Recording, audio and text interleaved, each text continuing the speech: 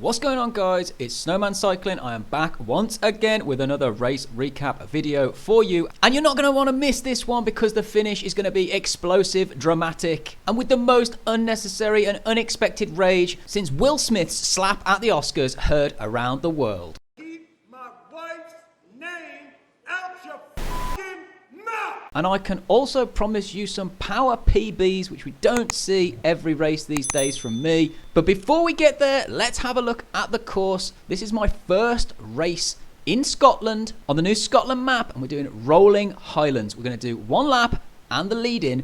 Now that means that we're going to do Breakaway Bay, the calm at the start of the lap after the lead-in, and it will also be the finish.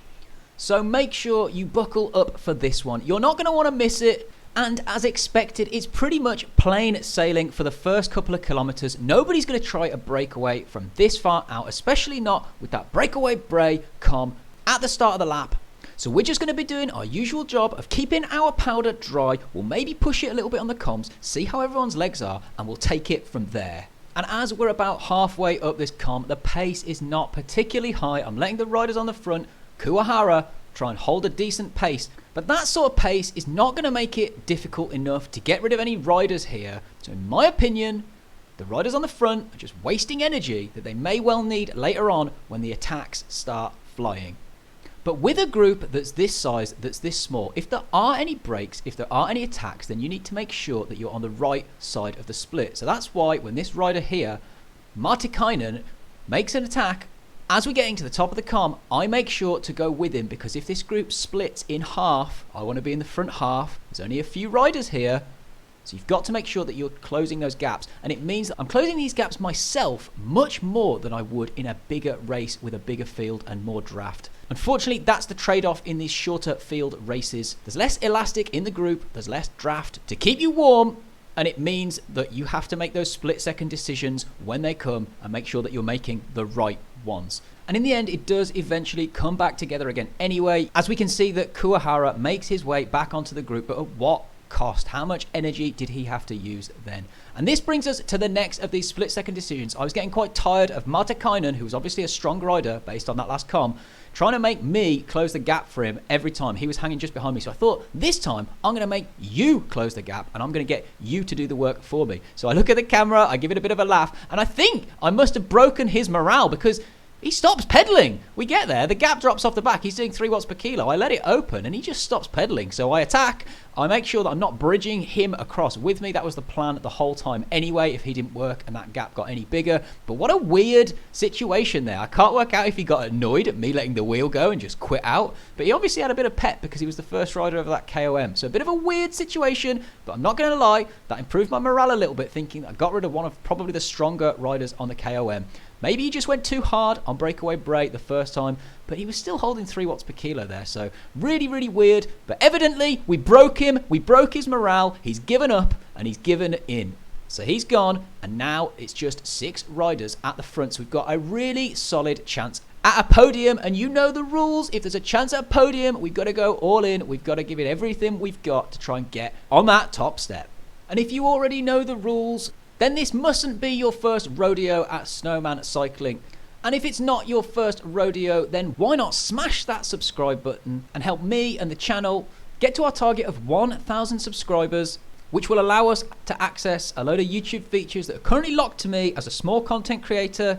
YouTube obviously doesn't think I'm cool enough. I've been giving you guys updates on the last few videos and you've been absolutely amazing. We've been getting that number up. We're currently at 80% of the way there, but it's not enough. So if you like these videos, you want to see more of them, make sure you hit that like, comment, and especially subscribe button.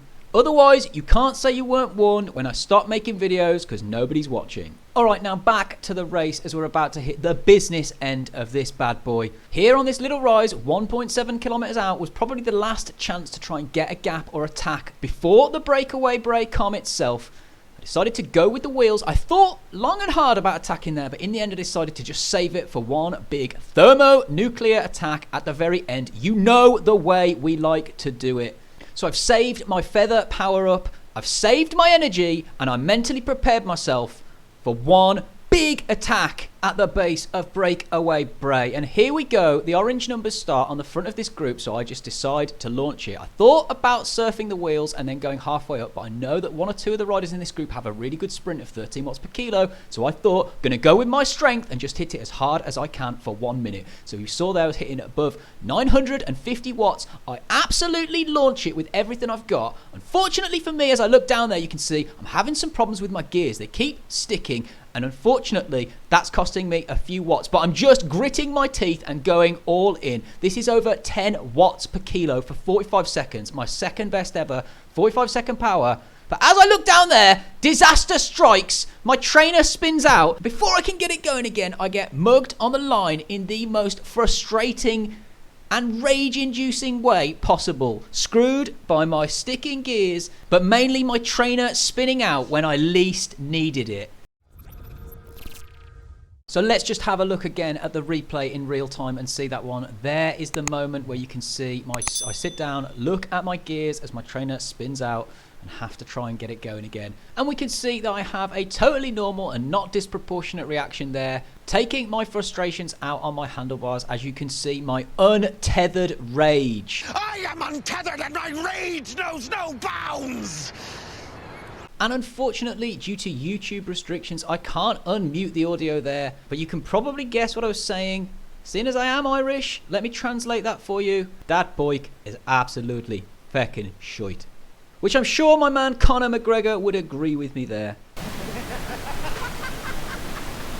So let's have a quick look at the post-race analysis, see those PBs, and even more infuriatingly, when we get to Zwift Power, we can see that the rider that mugged me for first place isn't even on Zwift Power, which means I am the rightful victor, although it doesn't feel like that having just ridden it.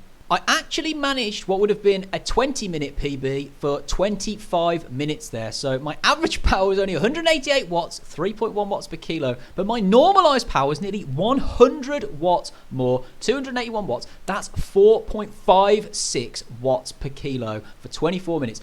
The attack itself on the com was 45 seconds at over 10 watts per kilo. So I guess I can't be too annoyed after all with a 20-minute PB and a 45-second really good power. And I know that you guys are going to enjoy this one at least, watching me suffer, because you always do. So as always, guys, thank you for joining me on this one. Remember to like, comment, and smash that subscribe button like it's my handlebars. And remember, most importantly, race fast, ride hard, and that you are appreciated.